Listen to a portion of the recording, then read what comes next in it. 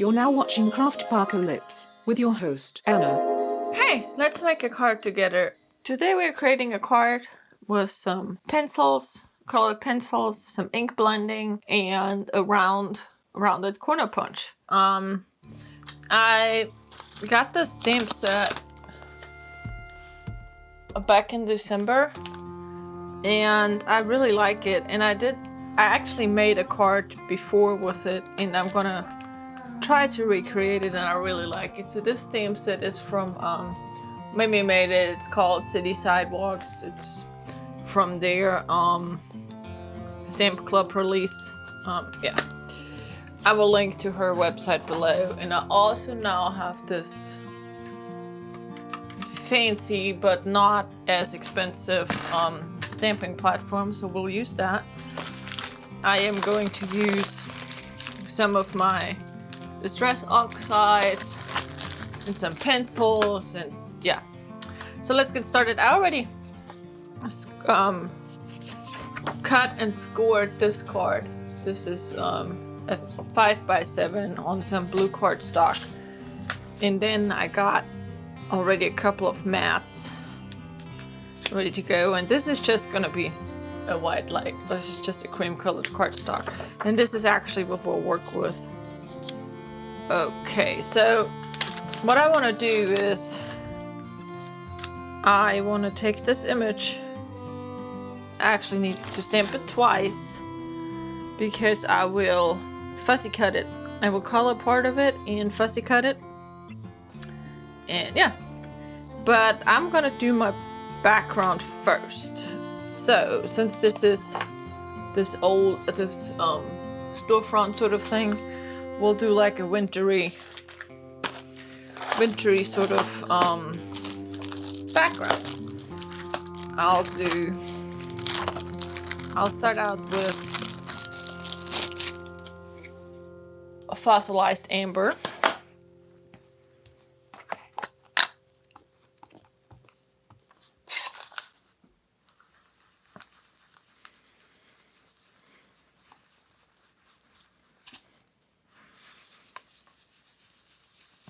Here we go. I'm just kind of making a little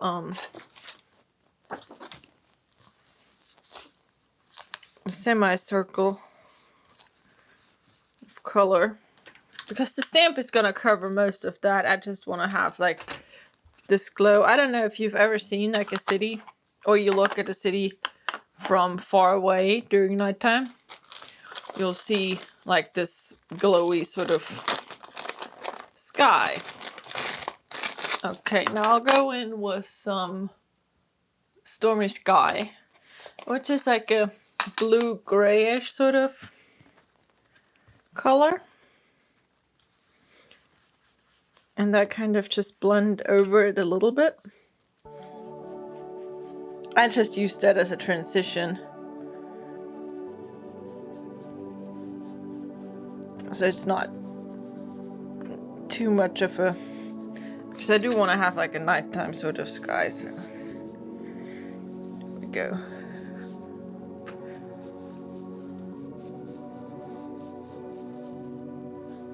And this ink blending tool is just a little wooden peg that I got from Hobby Lobby, and I attached some Velcro to it. Much cheaper than these fancy ones, and it does the same job. And I like to have more than just one or two blending tools. Okay, now I'll go in with chipped sapphire, and I keep my distress oxides in the little bags because the lids are not really that tight, and I don't like when they come off. I don't want it to dry out. And I have a little piece of scrap over here that I can just kind of dab my ink off.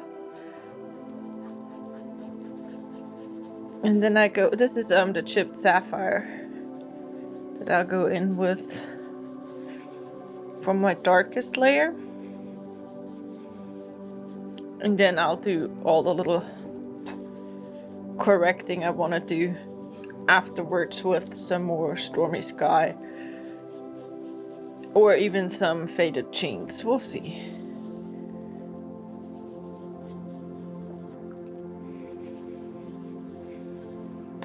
But I think this will work out just fine. Every ink out of the Distress Oxides have like a different sort of...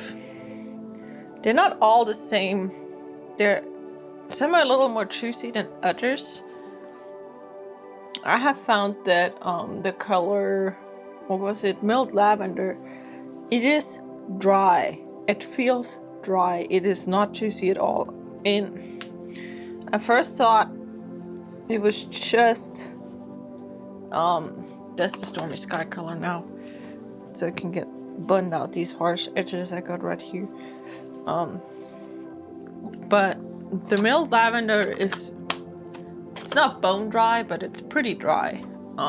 Comparatively to, let's say, Fossilized Amber and even Chipped Sapphire, I feel like they're much juicier, and I got them at the same time. And I know that they're, you know, that plays into that, but Milled Lavender is very dry, in my opinion. And I first thought it was the problem of the Distress Mini ink pad I had, and then I got it in the big Distress Oxide ink, and it was still dry, so it's probably just the way it's designed to be. But so we'll put a little bit of water, and I'm just gonna let that sit. I'll just sit that back over here so it can dry while I work on my other things. Nope, got a piece of cardstock stuck in my little rack. I just like to wipe this off. So now I will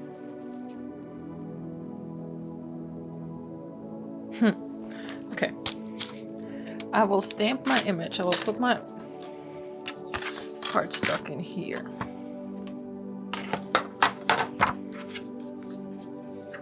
Okay, we'll go this way. It comes with 2 magnets. I got this off Amazon. It is not a hinged system, but it works the same way as a Misty Wood. What I really like about this, it doesn't have any edges. So you can take a piece of 12 by 12 paper and just move it around to get where you want it to get. And this comes off, so it comes with 2 magnets, as I said. I'm actually gonna, no, I don't want to use the low tack tape. I'm gonna just put a little bit of extra washi tape right there. The magnets hold pretty good, but this is a pretty big stamp, so. And it comes at like, I think it's $25.99 on Amazon. I will try to have a link below for you guys in case you're interested. For the amount of stamping I do and the amount of stamps, or the way I want to use it, because I do like using just acrylic blocks as well because they're a little faster. I feel like I think $25 is a pretty good price. Okay, so if you saw, I positioned it, picked it back up, and now I'm gonna ink it up with my VersaFine. And this stamp, I've stamped it multiple times. It's not a brand new one, so I shouldn't need to season it. And I should get a pretty clear image. Well, the last time I stamped this image, I stamped it with one of the stamping presses that has the spongy feet, and it turned out pretty good. So we'll hope that this turns out even better. Okay, and we'll press down.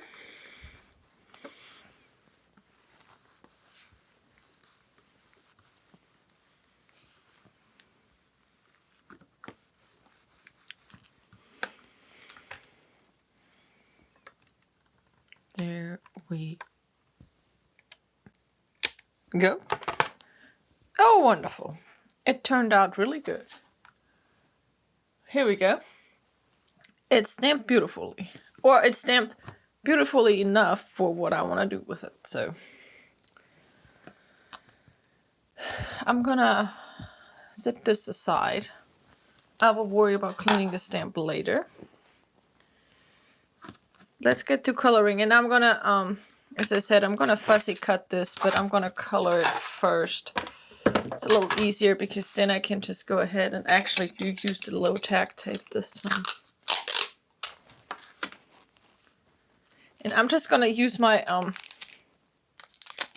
watercolor pencils, but without actually watercoloring. Let's see, I can put this on here halfway straight. There we go. Yeah, and this is just a little shop scene that I'll color in. The watercolor pencils I'm using are Sargent Art watercolor pencils. Nothing fancy. And yeah, as I said, I'm just gonna color it without actually using the water, because this image is pretty small. So yeah, this is not something that I don't want to add water to it, because I think it actually looks better just colored. Okay, we got a little coffee shop right here, and then for some reason I want to make the post office yellow. In Austria, the post sign, or the mail, is they have yellow cars. I think they still have yellow cars and a black horn as a logo. At least that's what I remember, but I also recently remembered that my mom had a salad that's called a Russian salad, and I told her about it and she had no clue what I was talking about. So who knows? Who knows, really? But no, I think that the male cars in Austria are yellow. Pretty sure. I probably should look that up. But it's crazy. I lived there all my life and now I forgot. Got a blue bookstore. I'm just gonna go in with different colors for the houses at first, and then I'll show you, and I'll go a little bit more into detail.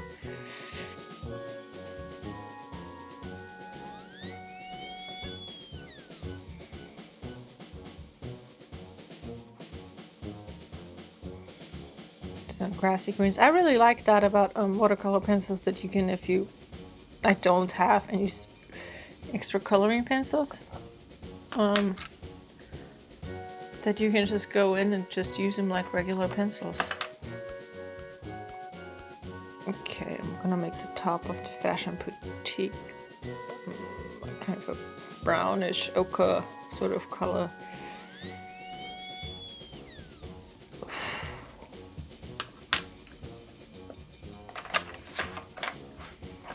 And then the Antiques building, I'll make purple. I will bring it up in just a second so you can see a little bit better. Trying not to smudge my ink, but it happens automatically, unfortunately, because I'm not being extremely careful, but here we go. I think I'm actually gonna use my yellow glitter ink I have to glitter or light up some of the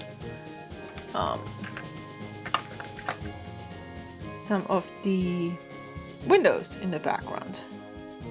Oh, this is a very bright orange for the bakery. But hey, that don't matter. At least you can see it in the snow. I grew up in the mountains, and visibility of clothing in snow is something that's important in case you get lost. And you want to be able to be found if you get lost in the snow. If you've watched my moose snowman card video, I'll link it down below. You'll see what I'm talking about. I was coloring a moose lady that was holding a snowman. And I kept saying that she will be able to be found with all her flashy accents and her clothing.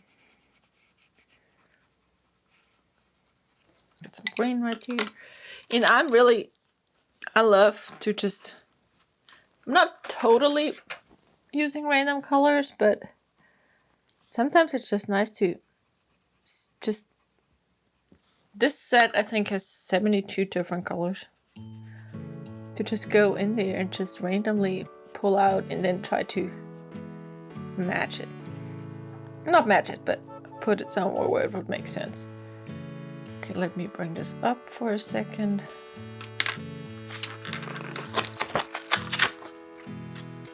Here we go. This is how far I've gotten so far. And I'm not, as I said, this time I'm filling it all in. So it's not a watercolor job this time. I do like to use these as watercolor pencils too, but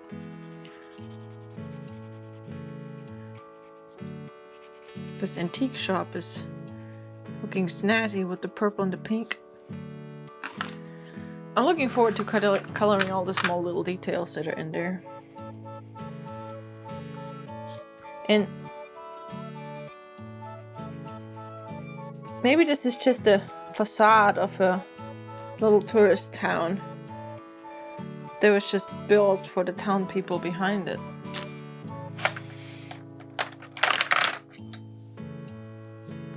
That's why it's all colorful and fun. So the town people have a fun place to go to. Right? Okay, let's put some red with this post office.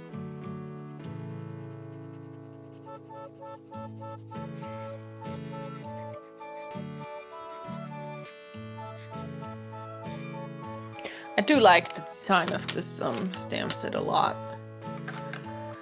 I do have to say that. Here's the yellow. There we go. Okay. Gotta have to color some of these awnings as well.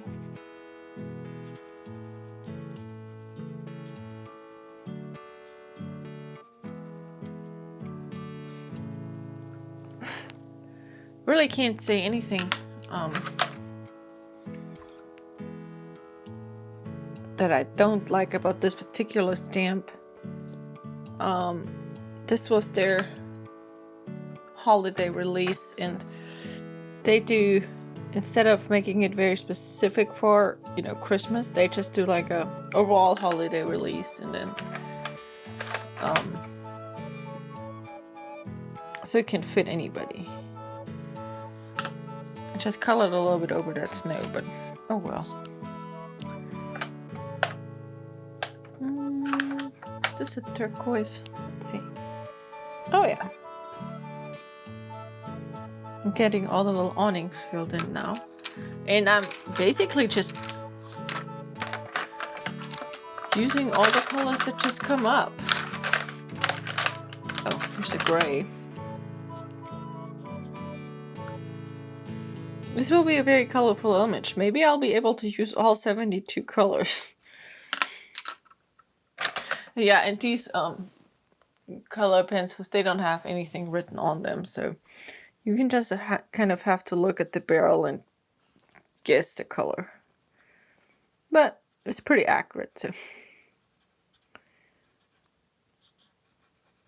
I got them from Hobby Lobby a while back. They were very cheap too, I think. I have moved on to coloring in the doors.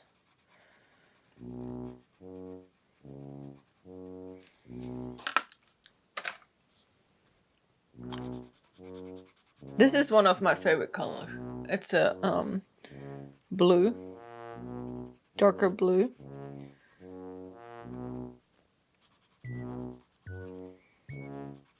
It's really pretty when you pull it out with water. But since we're just coloring with color pencils, I'm liking this randomness of everything. I really do. Might look a little childish, but who cares? I think it looks I actually think it looks pretty fun.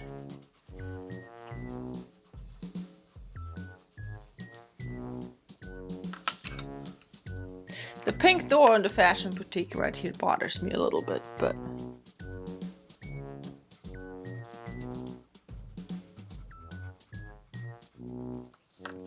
I don't always want to coordinate colors and think about it too long.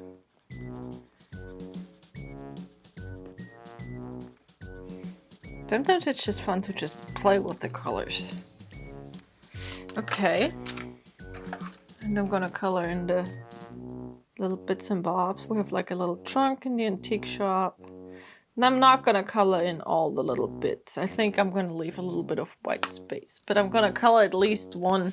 Let me pull it up here. You can see that there's like a little trunk here in the antique shop I just colored. And then I'm gonna color in at least one of the things in the windows.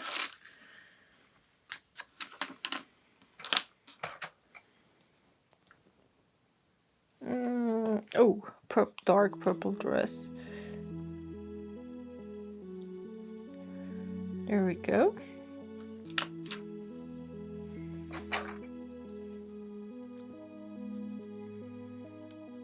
Color in the green open sign. And here. Oh, this is broken. Can't use that one.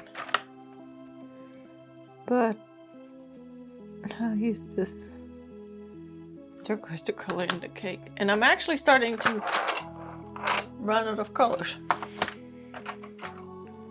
Which I guess is a good thing when you're planning on using all the colors in the set. I actually really like how this is turning out.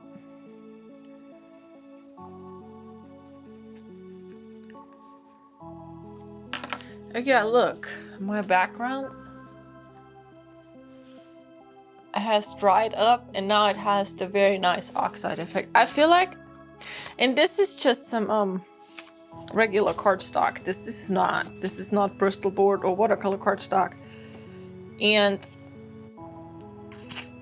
some inks, and I know I'm jumping around, but some distress oxides react better than others, and I feel like the chipped sapphire is one that reacts really nicely, especially on this 65-pound cardstock that's not meant for mixed media or anything. I'm really liking it. Okay, and this is the Sidewalk, and I will just color it in a gray, just so we have a little bit of distinction.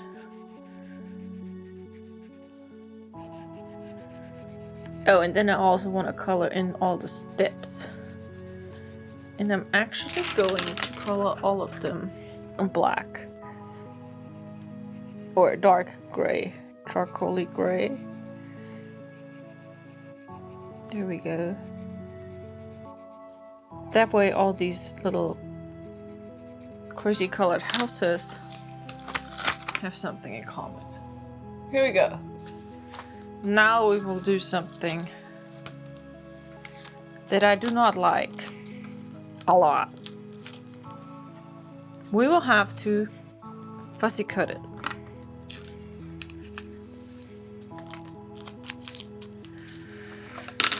And I have these little Memory Keeper scissors.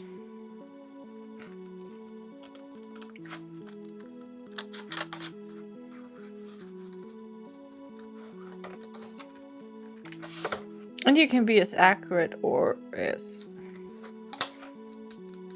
not sloppy, but you can be as accurate or as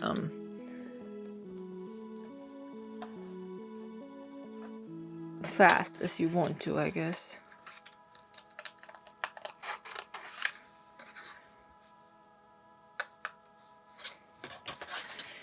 And this is a pretty, it's just the angles of the stamp are a little, I guess more challenging. But you will see why I like to fussy cut this.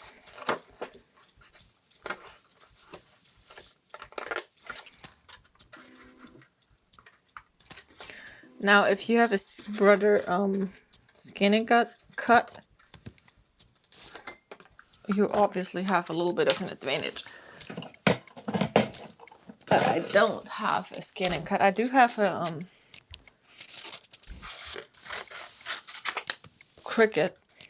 cry cut as I call it. And I have found a way of being able to cut the stamped image.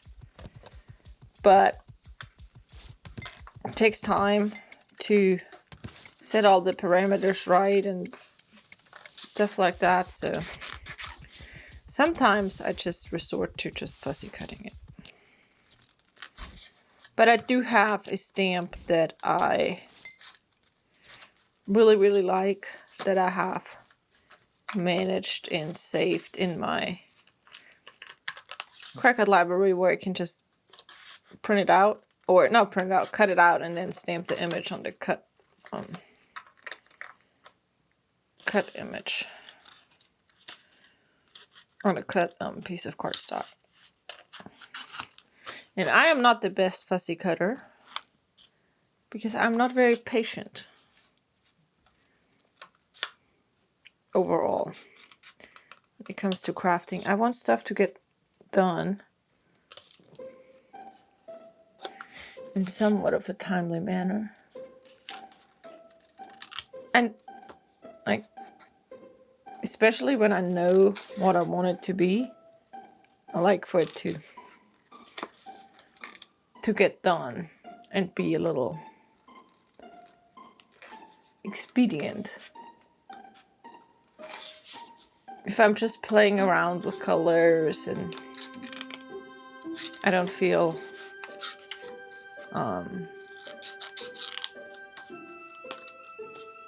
I don't have any particular project I'm working on, then I don't care if it takes longer.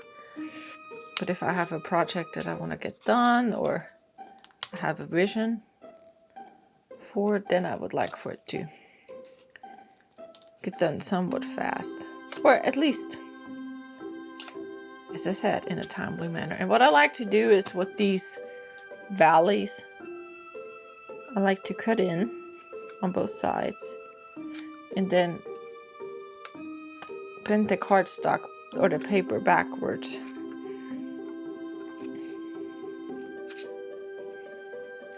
And then I'll snip it off from the back. Like so. There we go. Not too bad.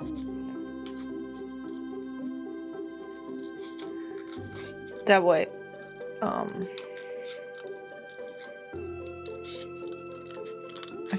because some of these are too tight to make a turn.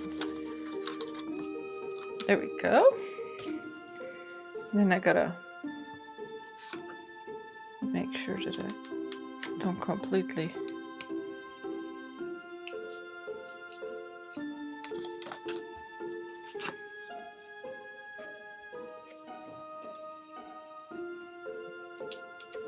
Here we go. I think that's pretty good. And now I gotta get rid of all the trash on my table here. Not trash, but all the little stuff. Here we go. And put all my watercolor pencils back in here so I can reuse them eventually. Okay, this goes over here. And then this is pretty dry. Yeah. So this will go on here. Oh. Needs to. There we go.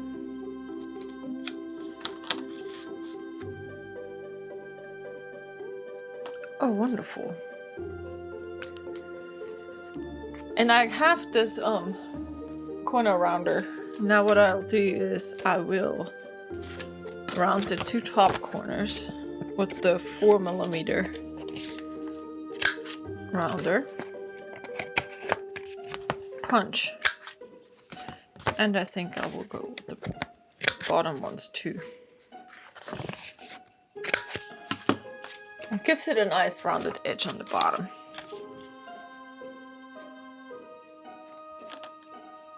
Makes it look a little bit more old-fashioned. Okay, and then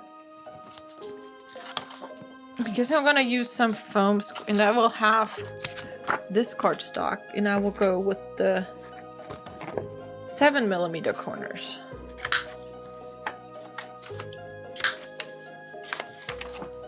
And I don't know the brand of this punch, but there's plenty of them on Amazon.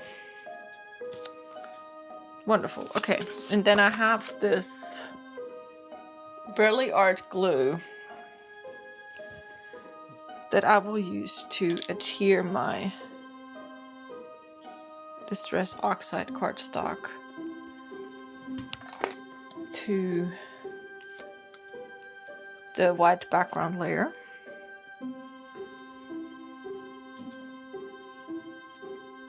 And I love how this glue does not wrinkle your cardstock. Or barely. I think if you use a lot, it probably will crinkle anyway. But if you use like Elmer's glue and stuff like that, which I have used it plenty, it's just more prone to crinkle, but I just recently got this. So this will go on here. Ooh. And I usually don't measure anything.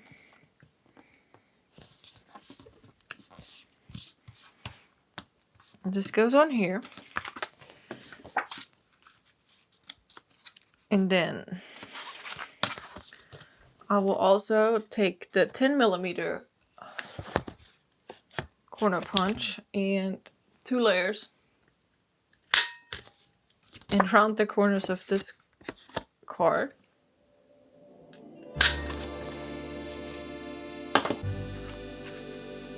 So we go from it. Can you see how it apparently did not pay enough attention to make this corner perfectly round? But hey, it's fine. It's not a problem.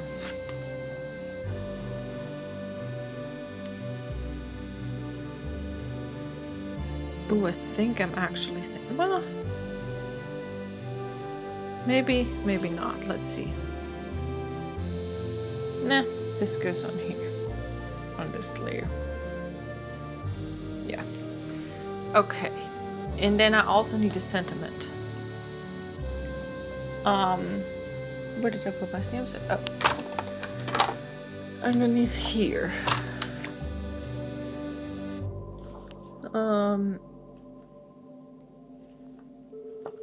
We'll do make this season bright. And I have this leftover piece of cardstock from the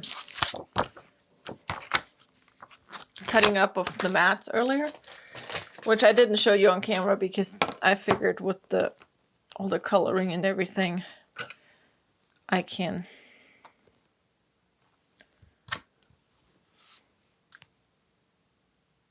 there we go. Is this straight? Yes. And I'm just using an acrylic block for this one. I'm not using the stamping platform for that.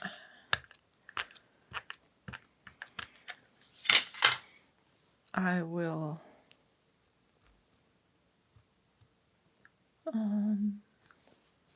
line this up somewhat straight and then put this stamp right there. There we go. Make the season bright. And I got my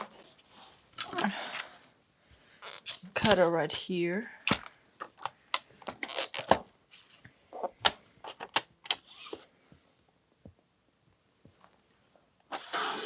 There we go.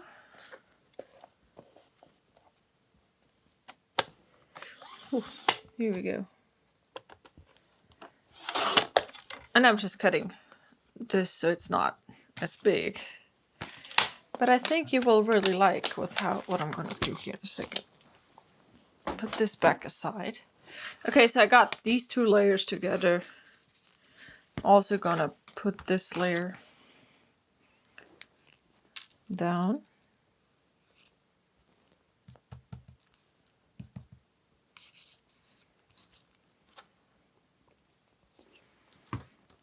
Using a little bit of leftover cardstock to just kind of spread this out a little bit. They have, the glue actually comes with a fine tip and another little smaller tip. If I have this big sort of cardstock piece, I just like to spread it with my leftover piece of cardstock. Okay. Always make sure that you're having your card opening the right way. I learned that the hard way the other day. There we go.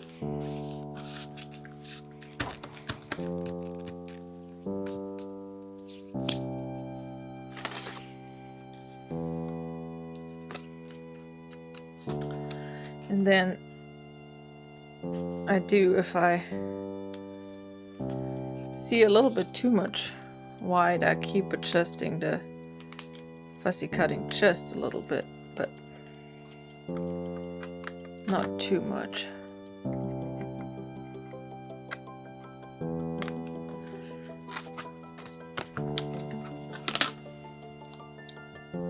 What I could do is I could go over it with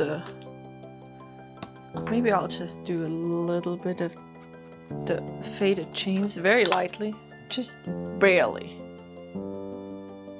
on the top edges of it. Yeah, I think that works fine. That way it's not as stark. And this is not stark white cardstock, but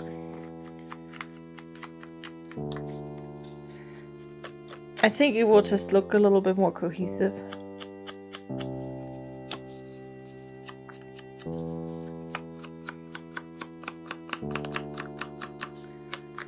And it's just a touch. I don't even know that you can see it on camera.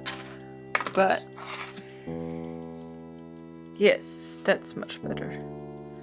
Oh, and I was gonna do some of my yellow glitter ink for the lights and everything. This is just some Spectrum Noir sparkle ink. I like to use it for little accents like that. There we go. This actually has like little lights. Just gonna dot that in.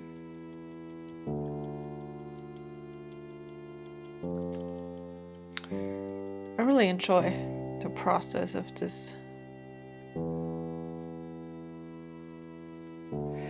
Okay, and then there's a couple of people that still have lights on.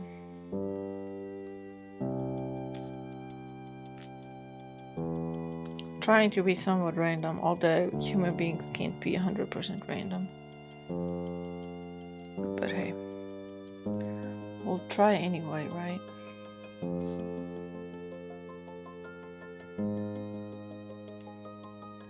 There we go. Let me close this up. Okay, so I added that. Okay, and I got my card and my cardstock together. And, ooh, gotta close my VersaFine. And now I will take some of these, I guess they're called pop dots. These are just like some foam spacers. You can get them, I don't know where you can get them. Probably at Walmart and any other big box store. They were in a tote that I got at some point, and I haven't had the need to buy them yet. I actually have a sheet that I have used up that I started to cut up.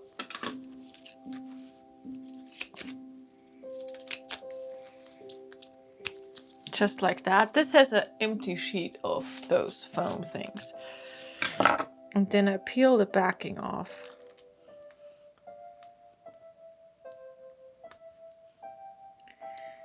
And that enables me to...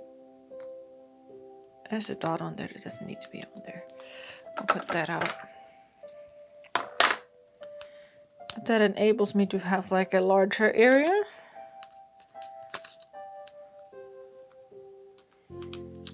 More stable sort of.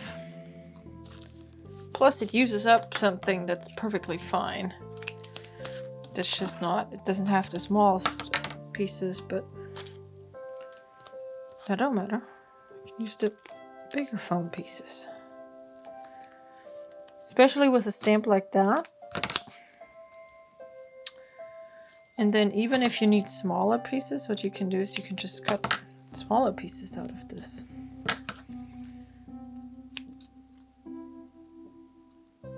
Like so. There we go. I'm sure this is nothing new to you, but...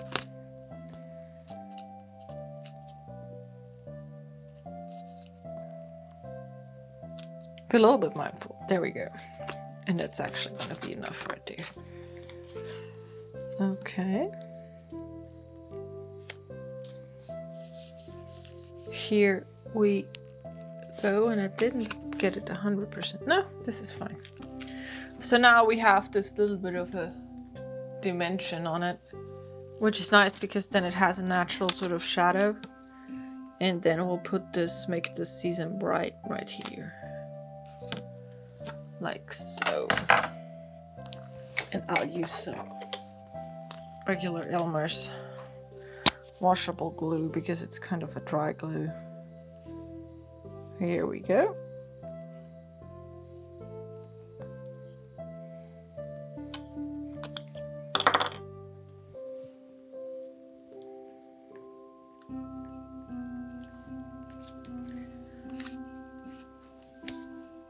And here we are. Here we have it. It's a little bit more, takes a little bit more time because you're doing more coloring, and you have to do some ink blending, but I really like it. It's a little special. Yeah. Thank you so much for watching, and I hope you have a great day. Thank you for watching Kraftpocalypse with Anna. Please continue to craft and keep your crafts crafty, you crafty crafter. Until next time, crafty craft.